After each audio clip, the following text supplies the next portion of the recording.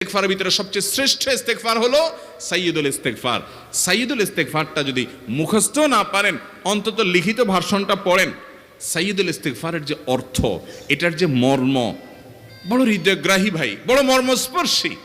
ইমানদার এটার অর্থের দিকে তাকায় যদি পড়ে, তো তার অন্তর না গলে পারে না।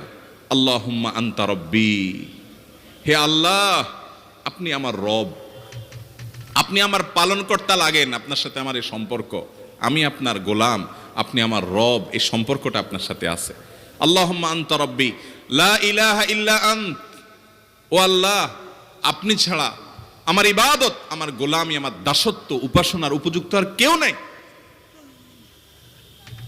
আল্লাহুম্মা আনতা রব্বি লা ইলাহা ইল্লা আন্ত খালাকতানি, আপনি আমাকে সৃষ্টি করেছেন। ওয়া আনা আবদুক, আল্লাহ আমি আপনার গোলাম। দেখেন কিভাবে আল্লাহর সাথে সম্পর্কটার কথা